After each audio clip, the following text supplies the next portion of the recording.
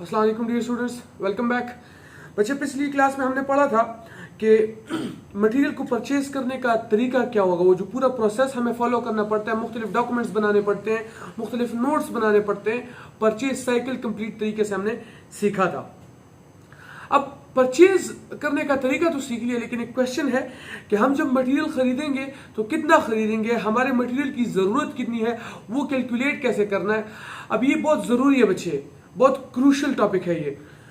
वजह ये है कि अगर जितना हमें चाहिए उससे ज़्यादा मंगवा लिया, आंखें बंद करके कुछ भी मंगवा लिया, तो कल को वो एक्स्ट्रा साबित हुआ तो उसको संभालने पे जो खर्चा लग रहा है वो अलग, उसे मंगवाने पे जो एक्स्ट्रा पैसा कंपनी का लग रहा है वो अलग। क्योंकि ये पैसा इस्तेमाल करके आप कहीं और भी इन्वेस्ट कर सकते थे, वहां से आपको प्रॉफिट आ जाते, लेकिन वो पैसा इन्वेस्ट करने के बजाय आपने इन्वेंट्री में यहां पे लगा दिया। और अगर इस्तेमाल करते करते करते करते ये एक्सपायर हो गया तो वो खर्चा भी हम ही को उठाना पड़ेगा। अब इन मुख्तलिफ खर्चों से बचने के लिए ये तरीका है कि आप जब भी मटेरियल परचेज करते हो तो कैलकुलेटेड अमाउंट, कैलकुलेटेड क्वांटिटी का मटेरियल खरीदो। जितनी आपकी जरूरत है उतनी ही खरीदो। तो जरा आज मालूम करेंगे कि हम कितनी इन्वेंट्री की जरूरत है, ये कैलकुलेट किस तरह किया जाएगा। देखो बच्चे, बुक से जरा सा अलग करके, जरा सा डिफरेंट स्टाइल में ये टॉपिक पढ़ेंगे। अब बेशक बुक से कंटेंट यही पढ़ना, लेकिन तरीकाकार ये फॉलो नहीं करना, क्योंकि बुक ने सबसे पहले ये कहा है कि जितना मटेरियल परचेज करना है वो कैलकुलेट करना, उसके बाद जो परचेज किया उसमें से यूज कौन सा करना है, उसमें से फिर प्रोडक्शन कितनी करनी है और सेल्स कितनी करनी है। देखो बच्चे, क्वेश्चन ये है कि अगर हमें पता ना हो कि हमारी सेल्स कितनी है एवरेज तौर पे, तो हम प्रोड्यूस कितनी यूनिट्स करें। ज्यादा कर दिए और वैसे ही पड़े रहे इन्वेंट्री में, खराब हो गए, नुकसान हो गया नहीं। या हमारे सेल्स ज्यादा है और प्रोडक्शन कम की हमने, और अचानक ही कोई कस्टमर ऐसा आया जिसने कहा कि भाई मुझे 100 यूनिट्स चाहिए, जबकि आपके पास सिर्फ 30 मौजूद है। तो क्या आप उसे ये कहोगे कि जनाब आज तो सिर्फ 30 ही मौजूद है, हम अब मटेरियल खरीदेंगे, उसको खरीद के प्रोडक्शन करेंगे और उसके बाद आपको देंगे? तो क्या वो आपसे खरीदने आएगा इन द मटेरियल?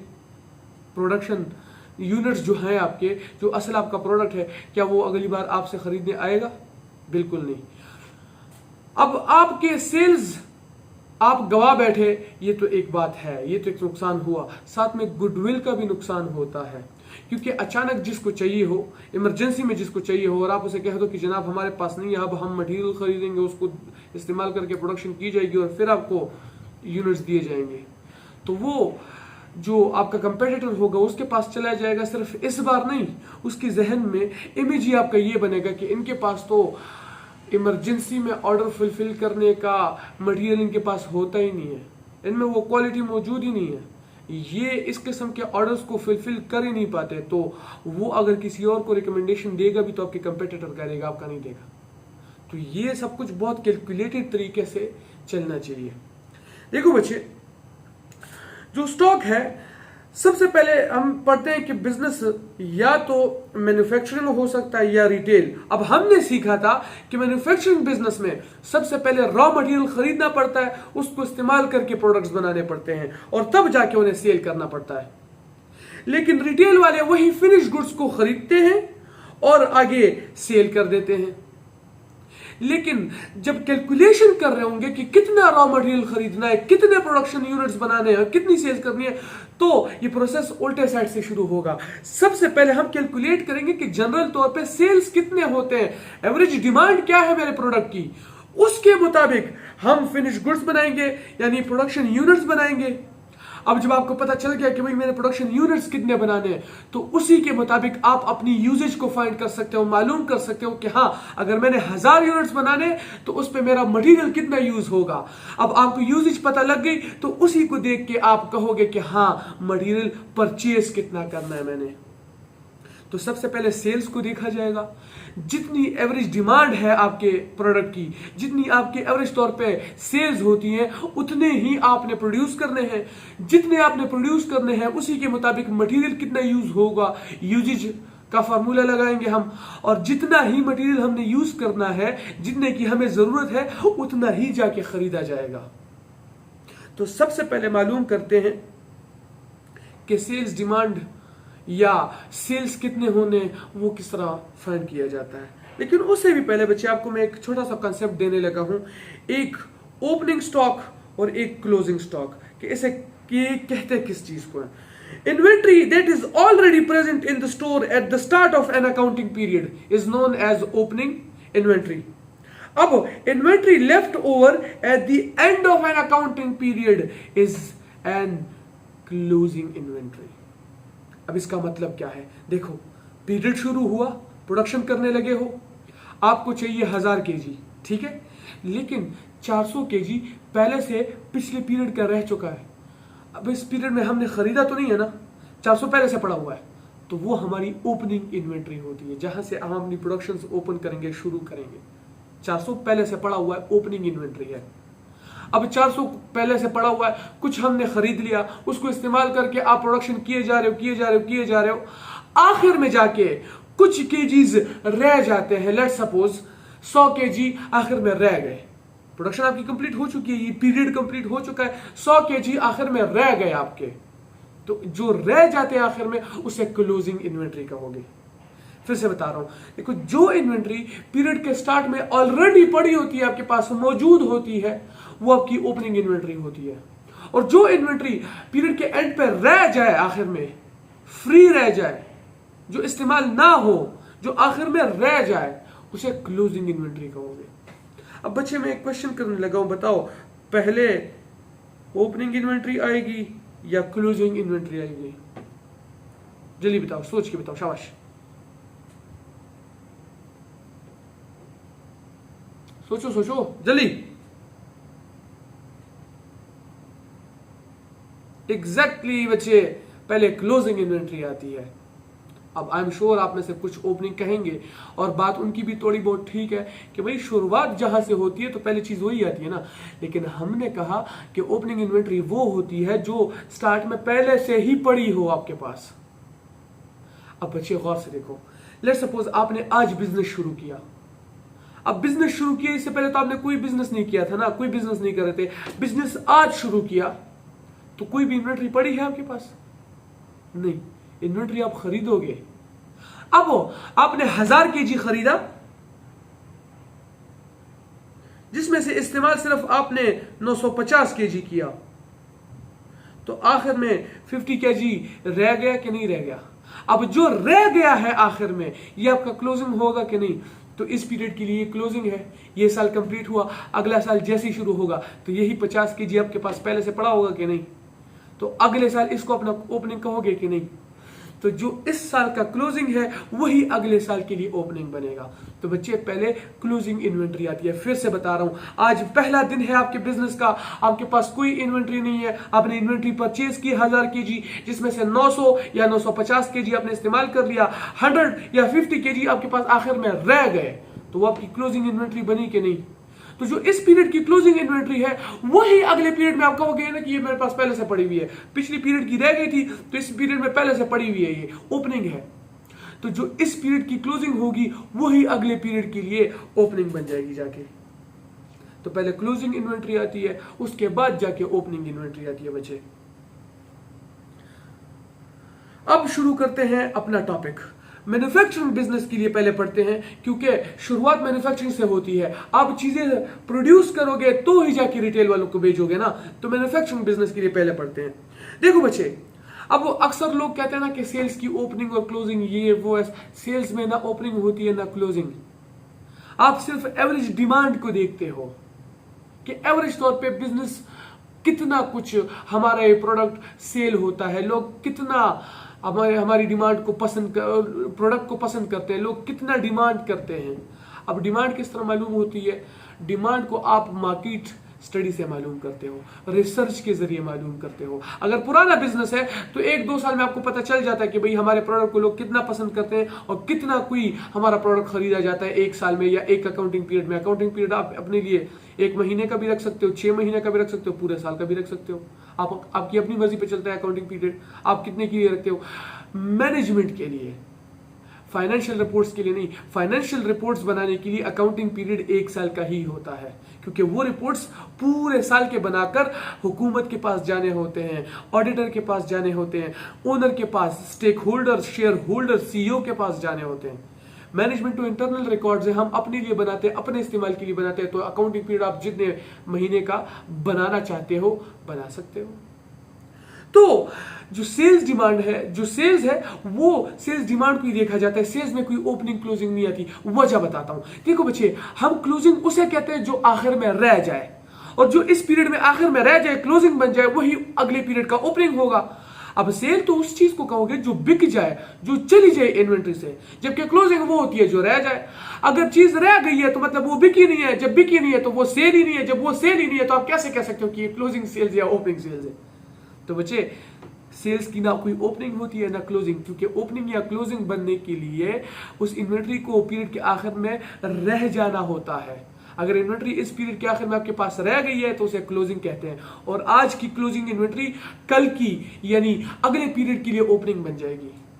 लेकिन अगर कोई चीज रह गई है, मतलब वो बिकी नहीं है, जब वो बिकी नहीं है तो उसको आप सेल्स कैसे कह सकते हो। तो सेल्स की ना कोई ओपनिंग होती है ना कोई क्लोजिंग होती है। सेल्स की खाली डिमांड को देखा जाता है बस।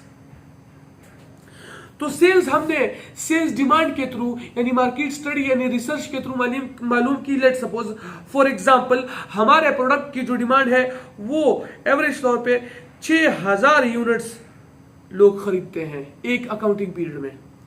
अब 6000 यूनिट्स हमने बेचने हैं, डिमांड इतनी है कि 6000 प्रोड्यूस करने पड़ेंगे कि नहीं, क्योंकि प्रोड्यूस करूंगा, प्रोडक्ट बनाऊंगा, तभी जाके बेचूंगा ना। तो जरा सीखते हैं कि प्रोडक्शन अब फॉर्मूला पुट करके कितने यूनिट्स की करनी होगी। प्रोडक्शन वो 6000 यूनिट जो हमने सेल करने हैं, जो हमने बेचने हैं, वो तो बनाने ही बनाने हैं। तो प्रोडक्शन के फॉर्मूला में सबसे पहले वो सेल्स तो आ ही जाएंगे कि हाँ, ये 6000 सेल्स तो बनाने ही बनाने। साथ में कंपनी का ऑब्जेक्टिव है, मंशूर है कि 6000 तो बना ही रहे हो, सेफ्टी के लिए 500 यूनिट्स एक्स्ट्रा बना लो कि कहीं अगर अचानक से कोई अनएक्सपेक्टेड कस्टमर का ऑर्डर आया तो उसको फुलफिल करने के लिए कोई ना कोई तो इन्वेंट्री होनी चाहिए ना। हम फिर ये तो ना कहते फिर उसे कि भाई सब्र करो, हम पहले बनाएंगे फिर आके ले जाना। तो प्रोडक्शन इतनी जल्दी तो नहीं की जा सकती ना। हो सकता है हम कोई ऐसा कॉम्प्लेक्स प्रोडक्ट बना रहे हो जिसको खाली बनाने में 1 महीना लगता हो। तो हम कहते हैं कि 6000 तो हमारे यूनिट्स की डिमांड है, हमारे प्रोडक्ट की डिमांड है, 500 एक्स्ट्रा भी बना दो क्लोजिंग में रखने के लिए, सेफ्टी पर्पस के लिए, इमरजेंसी पर्पस के लिए। तो जो क्लोजिंग में रखने हैं यानी सेफ्टी के लिए बनाने हैं, सबसे पहले बनाने तो पड़ेंगे ना, तो प्रोडक्शन में उनको भी प्लस कर दिया जाएगा। तो हमें पता चला कि हाँ, इस पीरियड में हमें 6500 यूनिट्स बनाने हैं। अब जैसे ये बजट में फाइनल करने लगा, पीछे से मेरा सिस्टम दौड़ते हुए आया, रुको रुको रुको सर जी रुको, आपका इधर भूसा भरा हुआ है, ठीक हो, मसला क्या है ये बताओ। सुबह चाय पराठा खा पी के नहीं आए, वजह क्या है, और रोजे भी तो नहीं चल रहे, तो फिर काम क्यों नहीं कर रहा है। अब मैं उसे पूछ रहा हूँ कि जनाब पहेलियां ना बुझा, साफ साफ बोल, कहना क्या चाहता है। तो वो कहते हैं कि सर, जो आपके पास 400 केजी पहले से ओपनिंग में पड़ा हुआ है, सॉरी 400 यूनिट्स, वो दोबारा क्यों खरीद रहे हो। फिर से खरीदोगे तो वो तो एक्सपायर हो जाएगा पड़ा पड़ा। अब 6500 इस पीरियड में चाहिए ना, लेकिन 400 तो पहले से पड़ा हुआ है, तो वो 400 दोबारा क्यों खरीद रहे हो यहाँ पे। तो मैं उसे कहता हूं कि भाई ठीक है, झगड़ने की कोई जरूरत नहीं है, आराम से बोल देता तो भी मैंने मान ही लेना था। जनाब आप बिल्कुल ठीक कह रहे हो, वो माइनस कर देते हैं, वो नहीं खरीदते क्योंकि वो पहले से पड़ा हुआ है, तो दोबारा खरीदने में कोई हमारी दिलचस्पी नहीं है, कोई अकलमंदी नहीं है। तो ठीक है भाई, वो नहीं खरीदते। तो हमने कहा कि वो जो ओपनिंग में 400 पहले से पड़ा हुआ है वो नहीं खरीदते, तो हमने वो यहां से माइनस कर दिया। तो हमें पता चला कि हाँ, इस पीरियड में 6100 यूनिट्स बनाने हैं। अब 6100 हम बना लेंगे और 400 पहले से पड़ा हुआ है, तो दोनों मिलके वापस वही 6500 बन जाएंगे कि नहीं। अब हमें प्रोडक्शन का तो पता चल गया कि 6100 यूनिट्स प्रोड्यूस करने हैं। अब इसको देखकर हम अपना यूजेज मालूम कर सकते हैं कि नहीं, कि इतने यूनिट्स पे हमारा मटेरियल कितना यूज होना है, मटेरियल कितना यूज करेंगे हम, मालूम हो सकता है कि नहीं बच्चे। तो सिंपल सी बात है, गौर से देखो। फॉर फॉर एग्जाम्पल, अगर मैं कहूं कि एक यूनिट को बनाने पे मेरा 2 kg का मटेरियल लग रहा है, यानी raw material uses per unit जो है वो 2 kg है मेरा, तो मैं जितने भी यूनिट्स के लिए यूजेज मालूम करना चाहता हूं मालूम कर सकता हूं कि नहीं? सिंपल सी बात है। अगर एक यूनिट को बनाने पे 2 kg लग रहा है तो 6100 बनाने थे ना। ये देखो हमारा जो उन्होंने कहा था, जो हमने प्रोडक्शन का बजट बनाया वो 6100 तक का था। तो अगर एक यूनिट को बनाने पे 2 kg लग रहा है तो 6100 से मल्टीप्लाई करूंगा तो मुझे पता चल जाएगा कि हाँ 12200 का मेरा मटेरियल लगेगा। अब ये यूनिट्स में आएंगे या केजीज में? जल्दी बताओ, शाबाश। एग्जैक्टली, ग्रेट, ये केजीज में आएंगे क्योंकि हम यूजेज मालूम करना चाह रहे हैं कि जो प्रोडक्शन हमने करनी है, जितने यूनिट्स बनाने हैं उस पे मटेरियल कितना यूज होगा। अगर एक यूनिट पे हमने कहा कि 2 kg लग रहा है तो 6100 यूनिट्स पे कितना लगेगा? 2 kg को 6100 से हमने मल्टीप्लाई किया तो हमें पता चला कि 12200 यूनिट्स, 12200 kg का रॉ मटेरियल इस्तेमाल होगा हमारा 6100 यूनिट्स बनाने के लिए। तो ये जो 12200 है ये केजीज होंगे। अब हमारा जो रॉ मटेरियल यूजेज का प्लान था वो भी बन गया कि हाँ इस पीरियड में हमें 12200 केजी की जरूरत है, ये यूजेज है। अब जितना हमने यूज करना है वो खरीदना पड़ेगा ना, क्योंकि खरीदूंगा तब जाके यूज करूंगा। मैंने कोई चीज खरीदी ही नहीं है तो यूज कैसे करूं मैं? मसला है कि नहीं बच्चे? तो इसे खरीदना पड़ेगा। मतलब जरा परचेज का बजट बनाते हैं कि ये कितना बनेगा, कितना खरीदना पड़ेगा। अब देखो बच्चे, जो रॉ मटेरियल यूजेज था वो तो खरीदना ही होगा, मतलब 12200 तो मैंने ऊपर कैलकुलेट किया ना कि रॉ मटेरियल यूजेज, तो वो तो इस फार्मूला में आएगा ही आएगा। साथ में कंपनी फिर से कुछ अर्ज करने लगी है कि सिक्योरिटी के लिए, सेफ्टी के लिए, इमरजेंसी के लिए 1000 kg एक्स्ट्रा मंगवा लो रॉ मटेरियल का, क्लोजिंग में रखने के लिए, सेफ्टी पर्पस के लिए। अब आप सोचोगे कि ऊपर क्लोजिंग में रखने के लिए कुछ ना कुछ बनाया तो था।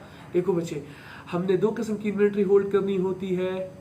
शर्ट बनाने के लिए पहले कपड़ा खरीदा जाता है ना 1000 kg का, उसे लाके स्टोर में रखोगे। अब स्लोली स्लोली उसको इस्तेमाल करके दिन में 2-2, 3-3, 10-10 शर्ट्स बनाते जाओगे।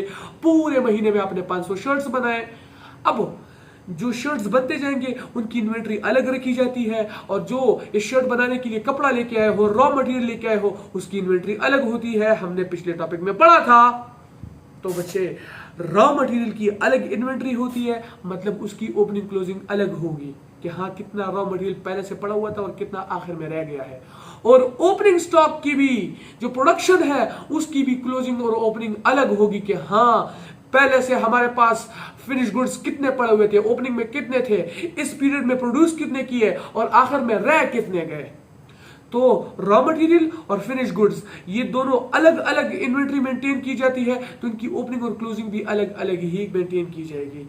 तो पहले वो जो क्लोजिंग ओपनिंग थी वो फिनिश गुड्स की थी कि हाँ 500 एक्स्ट्रा बना लो सेफ्टी के लिए। अब यहां जो क्लोजिंग की बात की जा रही है ये रॉ मटेरियल है कि हाँ सेफ्टी के लिए एक्स्ट्रा 1000 kg भी खरीद लो, कि अगर कोई ऐसा कस्टमर आया कि जितने हमने सेफ्टी के लिए रखे उससे भी ज्यादा बनाना पड़ा, तो मटेरियल तो मौजूद होना चाहिए ना। हम ये तो ना कहें कि सब्र करो पहले हम मटेरियल खरीदेंगे, मटेरियल आएगा, उसको इस्तेमाल करके प्रोड्यूस करेंगे यूनिट्स और फिर आपको देंगे। ऐसा तो नहीं चलता बिजनेस बच्चे। सेफ्टी के लिए कुछ ना कुछ आपके पास दम दरूद होना चाहिए कि नहीं? तो ये वही दम दरूद है हमारा कि जो इमरजेंसी में हमारे काम आएगा, जो सेफ्टी के लिए हमने स्टोर करके रखा है। तो 12200 हमें इस पीरियड में हमारा यूजेज था, जो हमारा यूज होना था, जो हमें चाहिए, और वो कह रहे हैं कि 1000 kg सेफ्टी के लिए एक्स्ट्रा परचेज कर लो। तो मतलब इस पीरियड में 13200 हमारा यूज होना है, तो वो परचेज तो करना पड़ेगा, जरूरत है। असिस्टेंट फिर से भागता हुआ है कि सर जी आप इंसान बनते हो या बनाऊं आपको? अब मैं कह रहा हूं कि जनाब हुआ क्या है यार, क्या दर्द हो रहा है आपको? बता दो, बता दो, एक ही बारी में बता दो, साफ बात बताओ, चल क्या रहा है, हो क्या रहा है, कहना क्या चाहते हो आप? तो वो जनाब कहता है कि सर आपको कितना मटेरियल चाहिए? तो मैंने कहा कि 13200, क्योंकि 12200 मेरी जरूरत है और 1000 kg एक्स्ट्रा सेफ्टी के लिए खरीद रहा हूं। तो वो कहते हैं ठीक है 13200 तो आपको चाहिए, लेकिन जो 700 केजी आपके पास पहले से इन्वेंट्री में पड़ा हुआ है उसका अचार डालना है आपने, यानी घर भिजवाना है। क्या करूं, मुझे कोई रास्ता दिखाओ, मैं उसी पे अमल कर लूंगा, मैं उसी पे अमल पहरा हो जाऊंगा, उसी पे काम करने लग जाऊंगा। मुझे बताओ करना क्या उस 700 केजी का। अब मैं सोच रहा हूँ बात ठीक तो कर रहा है कि जब 700 केजी पहले से पड़ा हुआ है तो वो फिर से क्यों खरीदूं, एक्स्ट्रा क्यों खरीदूं, पैसे जाया क्यों करूं, एक्स्ट्रा पैसा क्यों इन्वेस्ट करूं इन्वेंट्री में। और जब एक्स्ट्रा इन्वेंट्री खरीदूंगा तो उसको संभालने पे भी मेरा खर्चा होगा, तो वो एक्स्ट्रा खर्चा अलग। तो मैंने सोचा यार इसकी मानने में ही भलाई है, फायदा है। तो मैंने कहा ठीक है भाई, वो जो पहले से पड़ा हुआ है वो नहीं खरीदता, खुश हो जाओ, आप मुस्कुराते रहो। नहीं खरीदते, वो जो ओपनिंग में पड़ा हुआ है वो माइनस कर देते हैं। तो फिर देखते हैं कि हमारे परचेज का बजट क्या बनेगा, परचेज का टारगेट क्या बनेगा, असल में कितना मटेरियल हमने परचेज करना है मालूम करते हैं।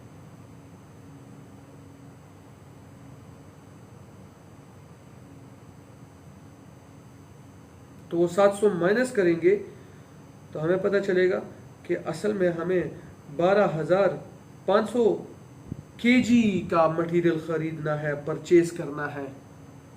अब गौर से सुनो, हमने कहा था आपको कि कैलकुलेशन के लिए प्रोसेस को उल्टे साइड से कैलकुलेट करना है। पहले सेल्स का मालूम करना है कि एवरेज डिमांड कितनी है, उसके बाद जितने सेल्स की डिमांड हो उतनी प्रोडक्शन करना है, और जितनी प्रोडक्शन हो उसके मुताबिक यूजेज मालूम करना है, और जितना आपने यूज करना है उतनी ही आपने परचेज करना है। अब मालूम किया, अब खरीदने का प्रोसेस शुरू होगा। देखो हम खरीदेंगे, गौर से देखो, हम खरीदेंगे 12,500 केजी और 700 पहले से पड़ा हुआ है, दोनों को मिला के वापस 13,200 बन जाता है कि नहीं। अब जो 13,200 बन जाता है उसमें 12,200 हम यूजेज के लिए रखेंगे, क्योंकि देखो वो हमारा प्रोडक्शन पे यूज होना है, और 1000 केजी अपनी सेफ्टी के लिए रख लेंगे। समझ आया। अब 12,200 जो हमारा यूज होना है उसको यूज करके यूनिट्स कितने बनाने हैं हमने, 6,100। अब 6,100 यूनिट्स बन तो गए, और हमने कहा था कि 400 यूनिट्स हमारे पास पहले से ओपनिंग में पड़े हुए हैं, तो 6,100 हमने इस पीरियड में बना लिए, 400 पहले से पड़े हुए थे, दोनों को मिला के कितने बने, 6,500। अब इन 6,500 में से ये 6,000 हमने सेल्स करने हैं और 500 हमने बना के सेफ्टी के लिए क्लोजिंग में रखने हैं। तो वापस वो हमारा जो सेल्स डिमांड थी एग्जैक्टली पूरा हुआ कि नहीं, और वो जितना हमने सेफ्टी के लिए यूनिट्स रखने थे वो भी हमने साथ में रखे कि नहीं। तो आप इस वीडियो को पॉज करो, फिर से सुनो, आपको एक एक चीज डिटेल से समझ आ जाएगी। एक बार फिर से रिपीट करते हैं बच्चे, गौर से देखो। देखो हमने 12,500 केजी खरीद लिया, 700 केजी पहले से पड़ा हुआ था, दोनों मिला के कितने बने, 13,200 केजी, जिसमें से 12,200 केजी हमारा रॉ मटेरियल का यूज होना है और 1000 केजी हमने क्लोजिंग में अपने पास रखनी है। अब ये 12,200 केजी इस्तेमाल करके हम कितने यूनिट्स बनाएंगे, 6,100 यूनिट्स बनाएंगे। अब 6,100 यूनिट्स बना तो दिए, इस पीरियड में 6,100 यूनिट्स बना तो दिए, और 400 हमने पहले ही देखा था कि ओपनिंग में पहले से पड़े हुए थे, तो दोनों मिला के कितने यूनिट्स बने, 6,500, जिसमें से 6,000 हमारे सेल्स के डिमांड को सेटिस्फाई करेंगे, बकाया 500 हम सेफ्टी के लिए अपने पास क्लोजिंग में रख लेंगे। तो हमारा पूरा प्लान ठीक तरीके से चला कि नहीं, ठीक तरीके से वर्क किया कि नहीं, सिंपल सी बात थी। लेकिन कैलकुलेट करने के लिए प्रोसेस को उल्टे तरीके से, उल्टे तरफ से, ऑपोजिट तरफ से, डाउन टू बॉटम देखना पड़ता है। सबसे पहले सेल्स को देखना पड़ता है कि सेल्स कितनी करनी है हमने, उसके मुताबिक प्रोडक्शन करोगे और उसी के मुताबिक यूजेज मालूम करोगे, और जितना यूज होना है उतना ही खरीदोगे। तो ना कोई कम यूनिट्स बनेंगे ना एक्स्ट्रा यूनिट्स बनेंगे, ना कभी कस्टमर की वजह से आपको जिल्लत उठानी पड़ेगी कि कोई यूनिट्स कम पड़ रहे हो, और ना एक्स्ट्रा इतना कोई प्रोडक्शन होगा, ना एक्स्ट्रा आप इतना कोई मटेरियल खरीदोगे जो एक्सपायर हो सके या खराब हो सके, या आपको एक्स्ट्रा होल्डिंग कॉस्ट बियर करनी पड़ सके। अब बच्चे जो हमने सीखा है उसको जरा अप्लाई भी करते हैं ना, सिर्फ सीखना तो नहीं है ना, अब उसको अप्लाई भी करना है कि क्या एग्जैक्टली जो हमने ऊपर सीखा है ये हमारे काम आ सकता है कि नहीं। देखो मैं अक्सर स्टूडेंट्स को कहता हूं कि सिर्फ बातें ही कर सका मजनू, ले गए हीर चूमने वाले। तो जनाब इश्क में चुम्मा चाटी जरूरी है आजकल, महबूबा चाहिए, लैला चाहिए, चूमना पड़ेगा।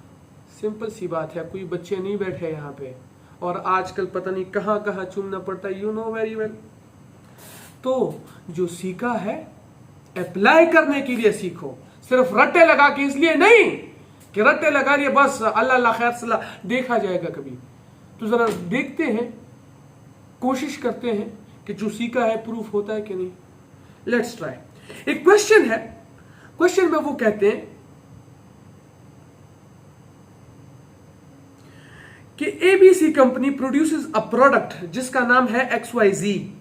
अब वो कहते हैं कि रॉ मटेरियल की जो क्लोजिंग है वो है 100 kg और जो ओपनिंग है मतलब वो है 70 kg। मतलब रॉ मटेरियल वो कहते हैं कि क्लोजिंग हमारे पास 100 kg आनी चाहिए और जो पहले से पड़ा हुआ है ओपनिंग वो है 70 kg। अब रॉ मटेरियल पर यूनिट यानी एक एक यूनिट पे रॉ मटेरियल यूज कितना होना है वो है 3 kg, यानी एक यूनिट 3 kg के रॉ मटेरियल से बनता है। आगे वो कहते हैं कि सेल्स डिमांड है 300 यूनिट्स और जो फिनिश गुड्स हैं यानी जो बने बनाए प्रोडक्ट्स हैं उनकी क्लोजिंग वो कहते हैं कि 20 यूनिट्स होनी चाहिए, यानी 20 यूनिट्स आखिर में रह जाने चाहिए हमारे पास। और जो स्टार्ट में ऑलरेडी हमारे पास पड़े हुए हैं ओपनिंग में जो है वो है 30 यूनिट्स। तो इस पूरे डेटा को इस्तेमाल करके सबसे पहले सेल्स का ऑलरेडी गिवन है कि 300 यूनिट्स डिमांड है, तो सेल्स की तो सिर्फ डिमांड ही देखी जाती है, सेल्स डिमांड तो मालूम हो गई।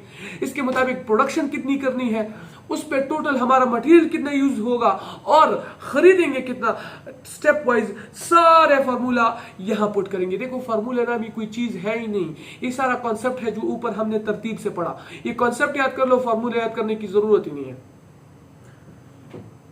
अब सेल्स डिमांड तो ऊपर देखने से हमें पता चला कि हाँ 300 यूनिट्स हमारी डिमांड है, 300 यूनिट्स सेल करने हैं।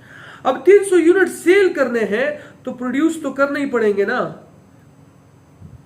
तो प्रोडक्शन में सबसे पहले वो 300 यूनिट्स तो आएंगे ही आएंगे। अब प्रोडक्शन में वो क्या कहते हैं, जो क्लोजिंग है वो उन्होंने कहा था कि 20 यूनिट्स यानी 20 यूनिट्स इस प्रोडक्ट के क्लोजिंग में रह जाने चाहिए, मतलब सेफ्टी के लिए बना लो। तो टोटल हमें 320 चाहिए।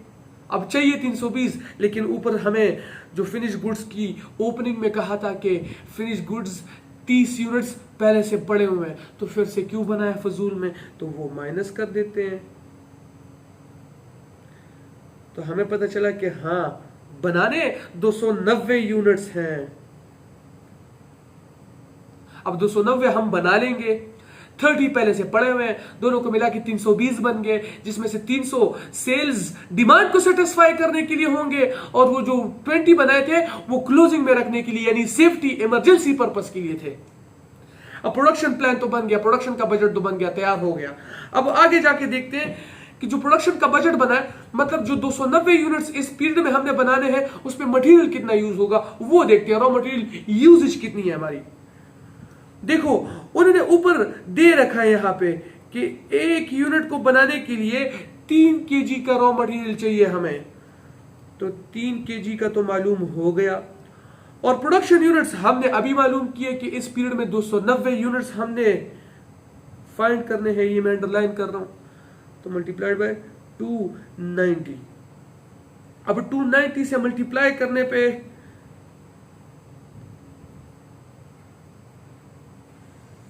ये बनता है कुछ 870 kg। मतलब इस पीरियड में 870 kg हमारा रॉ मटेरियल इस्तेमाल होगा। अब रॉ मटेरियल इस्तेमाल 870 kg होगा तो खरीदेंगे तभी इस्तेमाल करेंगे ना। तो जरा अब मालूम करते कि परचेज कितना करना है। अब जितना हमने इस्तेमाल करना है वो तो खरीदना ही पड़ेगा, वो तो परचेज करना ही पड़ेगा, यानी 870 kg वो तो परचेज करना ही पड़ेगा। लेकिन क्लोजिंग में रखने के लिए कितना परचेज करें और ओपनिंग पहले से कितनी थी जाके वो देखते हैं। देखो क्लोजिंग जो है वो कहता है कि 100 kg क्लोजिंग में रखने के लिए परचेज करो, यानी सेफ्टी पर्पस के लिए अपने पास रखने के लिए परचेज करो। और 70 kg ऑलरेडी हमारे पास पहले से पड़े हुए ओपनिंग में, तो 100 kg हम क्लोजिंग में रखने के लिए यानी सेफ्टी पर्पस के लिए परचेज करेंगे और 70 kg हमारे पास पहले से पड़े हुए हैं, तो 870 प्लस 100 इज इक्वल टू 970। ये 970 केजी इस पीरियड में हमें चाहिए, और वो कहते हैं कि जो 70 केजी है वो पहले से पड़ा हुआ है, तो फिर से क्यों खरीद रहे हो। तो माइनस करेंगे तो हमारा परचेज का प्लान, परचेज का बजट भी बन गया कि इस पीरियड में हमने 900 केजी परचेज करना है। अब गौर से देखो बच्चे, जादू होने लगा है। 900 केजी हम परचेज करेंगे, 70 केजी पहले से पड़ा हुआ है, दोनों मिला के कितने बने 970, जिसमें से 870 तो हमारा यूज होना है और 100 केजी हम सेफ्टी के लिए क्लोजिंग में रखेंगे। अब जो 870 हमने यूज करना है उसको इस्तेमाल करके 290 यूनिट्स बनाएंगे। 290 यूनिट्स बनाएंगे और 30 यूनिट्स पहले से बन चुके हैं, पहले से ओपनिंग में पड़े हुए थे, तो 290 हमने बनाए, 300 पहले से पड़े हुए, दोनों मिला के 320 यूनिट्स बने। अब उन 320 यूनिट्स में से 300 तो हमारे सेल्स के डिमांड को सेटिस्फाई करेंगे, वो 20 हम क्लोजिंग में रखने के लिए यानी सेफ्टी पर्पस के लिए बनाएंगे। पूरा का पूरा फ्लो चार्ट बना कि नहीं, सारी चीजें तरतीब से मालूम हुई कि नहीं, सिंपल था।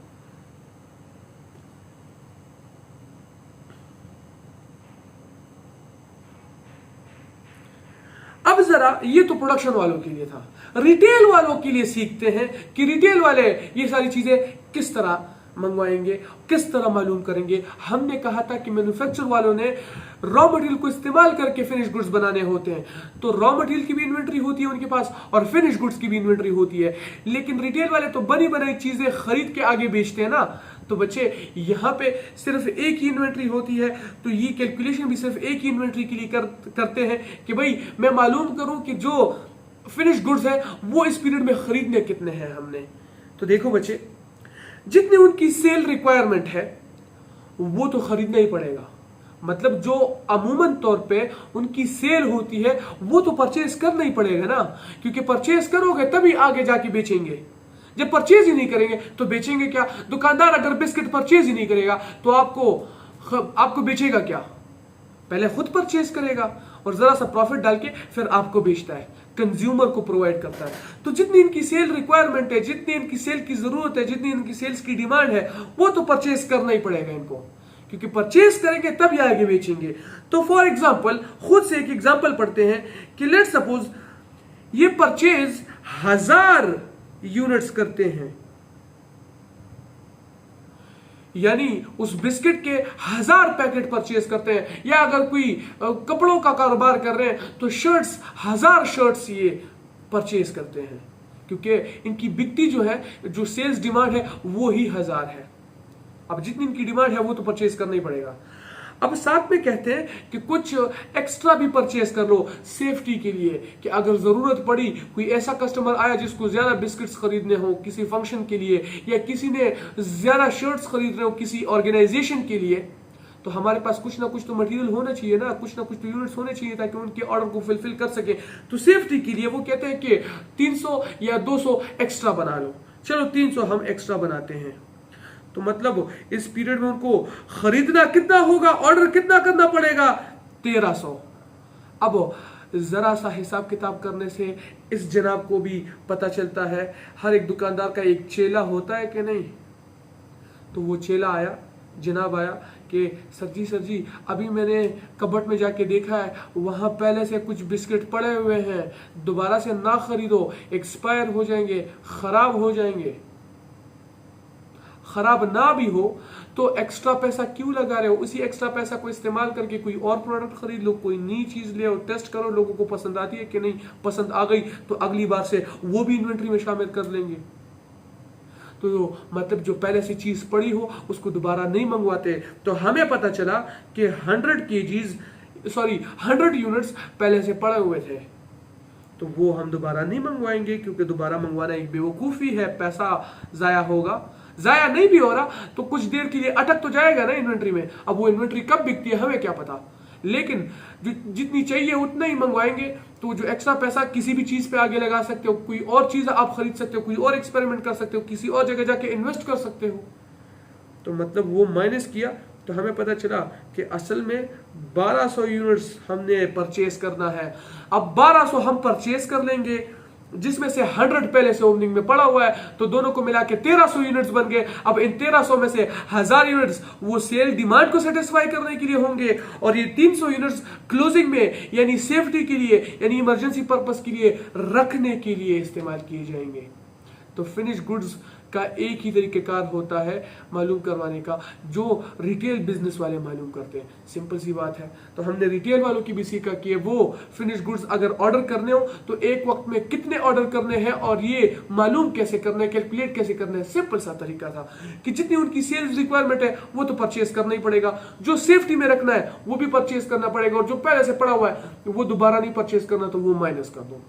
आपके पास एग्जैक्ट क्वांटिटी आ जाएगी कि आपने कितने यूनिट्स परचेज करने हैं। बच्चे बात फिर से आ गई है, बात चुनने पे आ गई है। तो देखते हैं कि मजनू को लैला मिलती है या नहीं मिलती, मतलब जो ऊपर कॉन्सेप्ट सीखा है क्वेश्चन पे अप्लाई होता है या नहीं होता। Let's try. देखो बच्चे, फिर से एबीसी एक कंपनी है, वो कहती है they want to order finish goods. अब जो बजट है वो क्या कहता है कि budgeted sales for August would be 4000 units. अगस्त में बजट के मुताबिक 4000 यूनिट्स उन्होंने बेचने हैं। अब बेचने हैं तो खरीदने तो पड़ेंगे, लेकिन क्वेश्चन में आगे भी कुछ डेटा गिवन है। क्वेश्चन में वो कहते हैं कि opening balance of July is 500 units, closing balance of July is 400 units.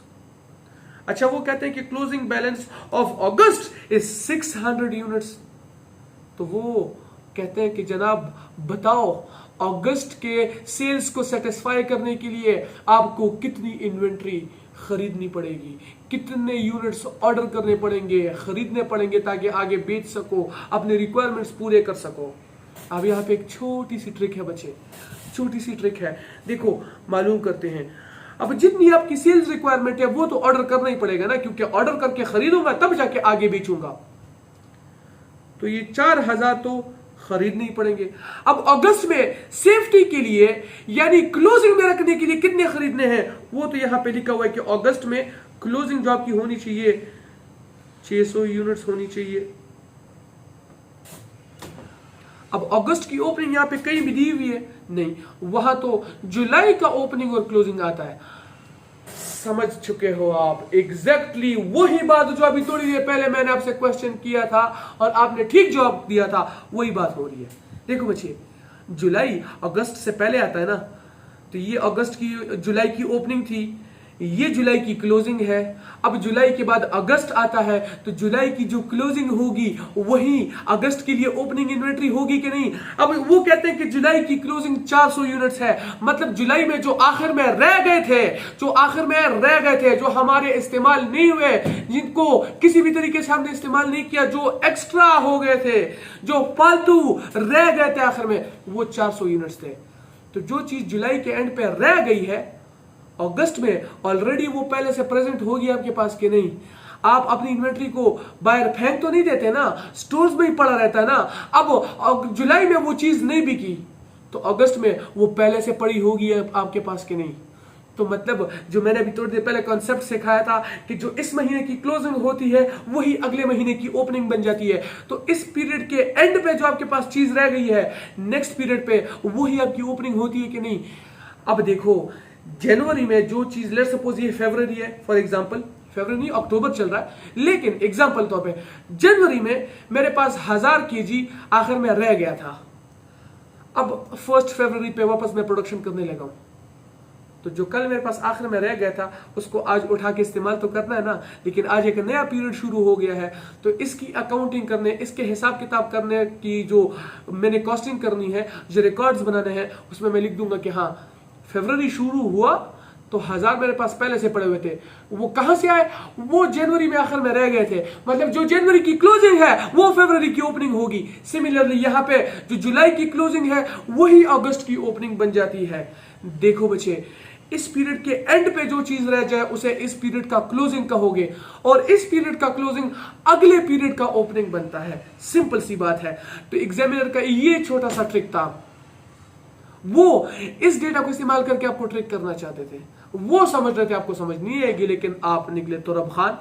तो जनाब वो इन्हीं छोटे टुच्चे हरकतों से आपको तंग करेगा, लेकिन आपने तंग नहीं होना, आपने एग्जामिनर को तंग करना है, और इंशाल्लाह हम तंग करेंगे, यू विल सी। तो हमें मालूम हुआ कि जो जुलाई की क्लोजिंग है वही अगस्त की ओपनिंग है, तो अगस्त की ओपनिंग ना भी दे हमें पता चल गया है। ना करते प्यार उन्हीं से कर बैठे, एग्जामिनर ना करते भी आपको अगस्त की ओपनिंग इन्वेंट्री बता चुका है। तो हम जो जुलाई की क्लोजिंग थी वही अगस्त की ओपनिंग है, वो ना भी बताए तो हमें पता चल गया है। तो जुलाई की क्लोजिंग थी 400 यूनिट्स, वही अगस्त की ओपनिंग बनेगी, तो अगस्त की ओपनिंग हमने उठा के यहाँ पे लिख दी। अब फार्मूला कंप्लीट हुआ कि नहीं, मालूम कर सकते हैं कि नहीं कि कितने इन्वेंट्री को ऑर्डर किया जाएगा, कितनी चीजें खरीदी जाएगी आगे बेचने के लिए। सिंपल है, देखो इस पीरियड में 4000 तो हमने सेल करना है और 600 हमने क्लोजिंग में रखने के लिए मंगवाना है, मतलब 4600 तो मंगवाना ही मंगवाना है। और इसमें हमें पता चला कि 400 पहले से पड़े हुए हैं, ओपनिंग में पड़े हुए हैं, तो वो दोबारा नहीं खरीद सकते हैं, खुद दोबारा खरीदना एक बेवकूफ़ी है, तो वो माइनस कर देते हैं 400। तो हमें पता चला कि इस पीरियड में 4200 यूनिट्स ऑर्डर किए जाएंगे, खरीदे जाएंगे। अब 4200 आप खरीदोगे, 400 पहले से पड़ा हुआ है, दोनों को मिला के 4600 बन जाएगा, जिसमें से 4000 आपके सेल्स को सेटिस्फाई करने के लिए होगा, सेल्स डिमांड को, और 600 क्लोजिंग में रखने के लिए होगा। सिंपल सी बात, सिंपल सा लॉजिक था बच्चे, इसमें मुश्किल कुछ नहीं है, कुछ नहीं है। मुश्किल एक ही सूरत में हो सकता है, जब आप क्लास 9, 10th या फर्स्ट और सेकंड ईयर की तरह रट्टे लगाना शुरू कर दो। ये याद करने की चीजें नहीं है बच्चे, मैंने पहली क्लास में एक कमिटमेंट कर रखी थी कि आपको याद करने की जरूरत बिल्कुल नहीं पड़ेगी, बस गौर से सुनो और कॉन्सेप्ट लो, सीखो कि क्या, क्यों, किस लिए और कैसे हो रहा है। कॉन्सेप्ट समझ आ गया, आपको प्रोसेस का मतलब पता चला, आपको प्रोसेस को करने का तरीका आपको आ गया, तो याद करने की जरूरत है ही नहीं आपको बच्चे, क्योंकि एग्जामिनर कभी भी बुक से कोई लाइन उठा के आपसे नहीं पूछता। जो यहाँ पे कॉन्सेप्ट सीखते हो उसी को इस्तेमाल करके मुख्तलिफ सिनेरियोज आपसे सॉल्व करवाएगा वो, और छोटे मोटे सिनेरियोज, जैसा अभी थोड़ी देर पहले हमने क्वेश्चंस देखे ना, बच्चों वाले क्वेश्चंस, इसी तरह क्वेश्चंस आएंगे, लेकिन ये आपको बच्चों वाले क्वेश्चन लगते हैं क्योंकि आप कंसेप्चुअल लर्निंग कर रहे हो। जो लोग कंसेप्चुअल लर्निंग नहीं कर रहे ना, उनके सामने ये डेटा रखो तो अव्वल तो उनको ये पता नहीं लग रहा होता कि ये डेटा है किस चीज का, वो पूछ क्या रहा है, मांग क्या रहा है।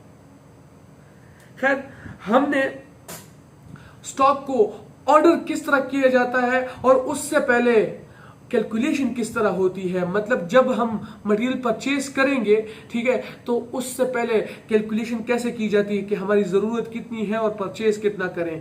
उससे भी पहले हम मालूम करते हैं कि सेल्स कितनी है, उसके मुताबिक प्रोडक्शन की जाती है, उसी के मुताबिक यूजेज फाइंड की जाती है, और जितना यूज करना है उतना ही आप खरीदोगे।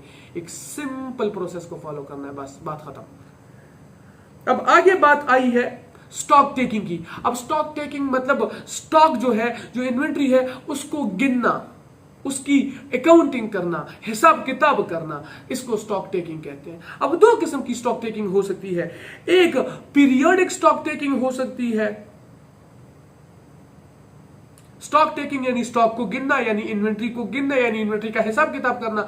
अब पीरियोडिक स्टॉक टेकिंग तो बिल्कुल आप समझ चुके हो, यानी पूरे पीरियड के लिए इन्वेंट्री को गिनना, मतलब ये हर पीरियड गुजरने के बाद गिना जाता है इन्वेंट्री को।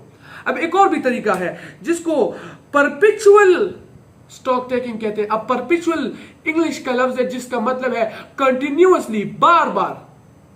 अब इसको दूसरा नाम हम क्या देंगे अपनी आसानी के लिए? Continuous stock taking. फिर से बता रहा हूं बच्चे, एग्जामिनर ऐसे ही ऑल फॉल नाम इस्तेमाल करके आपको तंग करेगा, आपको चीट करेगा, आपको कंफ्यूज करने की कोशिश करेगा। अब कंटिन्यूअस स्टॉक टेकिंग तो आसान है, इसकी जगह वो कंफ्यूज करने के लिए परपेचुअल का नाम इस्तेमाल कर देगा। लेकिन हम पढ़ रहे हैं, हम सीख रहे हैं, हम समझ रहे हैं कि परपेचुअल कंटिन्यूअस के ही इंग्लिश को कहते हैं। सिंपल सी बात है, perpetual stock taking, continuous stock taking दोनों एक ही चीज है। अब पीरियोडिक स्टॉक टेकिंग मतलब एक एक पीरियड के बाद अगर आप इन्वेंट्री गिन रहे हो तो उसे पीरियोडिक स्टॉक टेकिंग कहेंगे। अगर आप बार बार इन्वेंट्री गिन रहे हो तो उसे परपेचुअल या कंटिन्यूअस स्टॉक टेकिंग कहते हैं। अब पीरियोडिक स्टॉक टेकिंग कब और क्यों कैसे की जाती है वो पढ़ते हैं। देखो बच्चे, हमने यहां पे लिखा है कि counted eight the end of an accounting period. जब भी कोई अकाउंटिंग पीरियड एंड होगा तब जाके लिखा जाता है कि हाँ, इस पूरे पीरियड में हमने परचेज कितनी की इन्वेंट्री, प्रोडक्शन वालों को बेच कितनी दी, और आखिर में हमारे पास कितनी रह गई है स्टोर्स में। सिंपल। अब ये कौन से बिजनेस के लिए किया जाता है? जो चीप किस्म की इन्वेंट्री होती है, लेट्स सपोज कोई प्लास्टिक है जिसको इस्तेमाल करके हमने कोई बॉटल शॉटल बनाना है, तो प्लास्टिक कोई कितना ही चोरी कर लेगा और कहां ले जाएगा। अब कब कब किया जाता है, हम पीरियोडिकली किए स्टॉक टेकिंग कर रहे हैं, मतलब एक एक पीरियड गुजरने के बाद, तो पीरियड आप मंथली बेसिस पे भी ले सकते हो, क्वार्टरली बेसिस पे या ईयरली बेसिस पे, वो तो आप पे डिपेंड करता है ना आपने अपने बिजनेस का अकाउंटिंग पीरियड कितना रखा है। क्योंकि हम तो मैनेजमेंट कर रहे हैं, मैनेजमेंट तो इंटरनल रिकॉर्ड्स होते हैं, वो तो हम अपनी मर्जी से अपने लिए बना रहे होते हैं। हुकूमत के पास या ऑडिटर के पास तो ये रिकॉर्ड्स जाने ही नहीं है, तो हम अपनी मर्जी से अपना अकाउंटिंग पीरियड प्लेस करते हैं।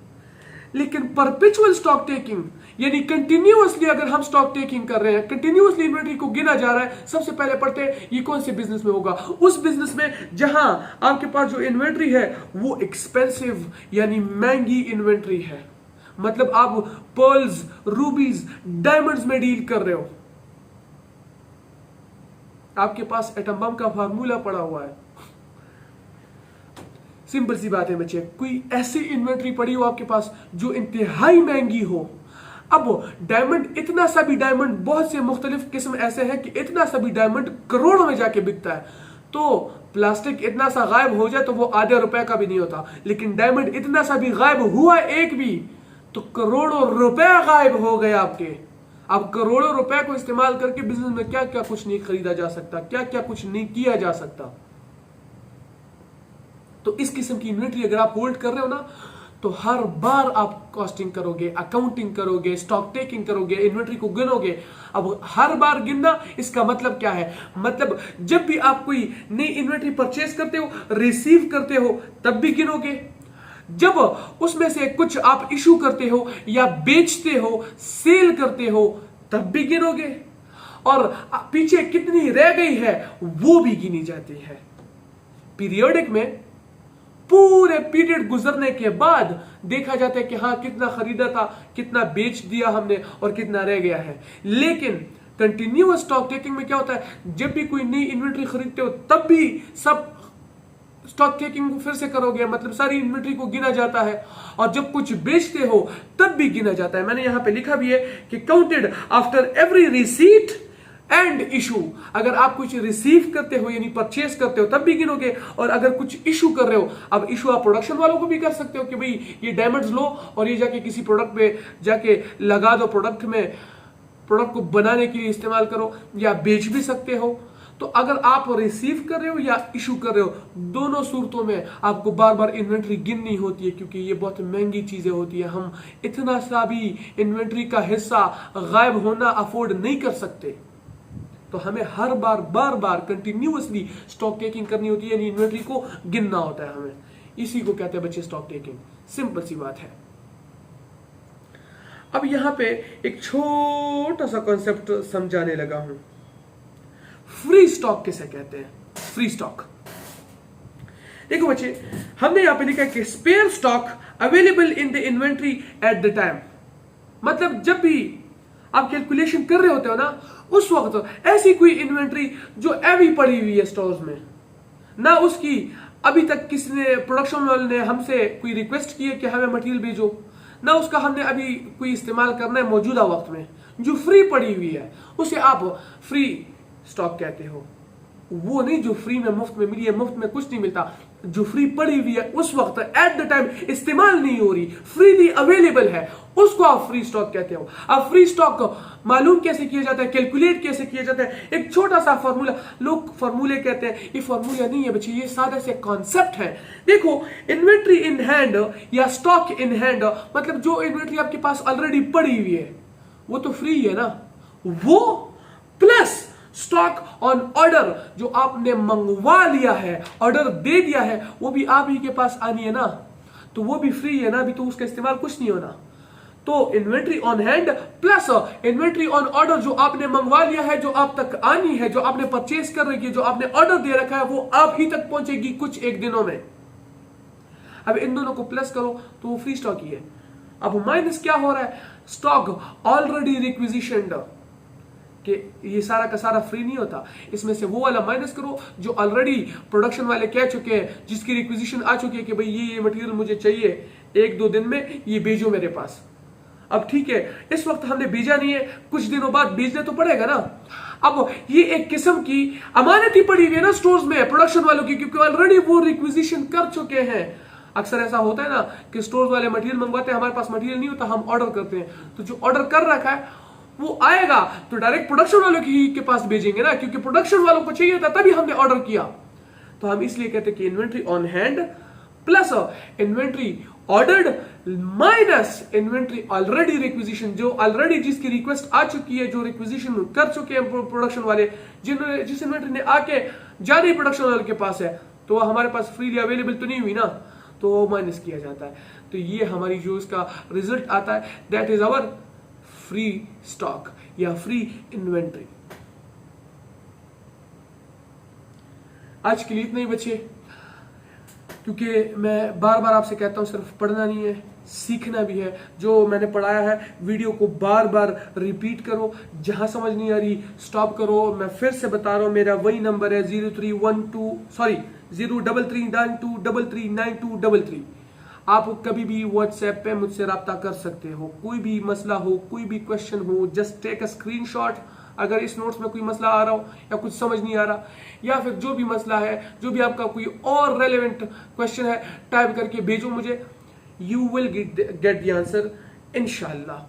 लेकिन जो आज पढ़ा है उस पर प्रैक्टिस करो। मुख्तलिफ किट के क्वेश्चंस जो भी है, जो मैंने प्रोवाइड कर रखे हैं, पहले वो आप खुद प्रैक्टिस करो, उसके बाद जाके वीडियो देखो जो मैंने सॉल्व कर रखी है। तब तक के लिए अल्लाह हाफिज, फिर मिलते हैं इंशाल्लाह।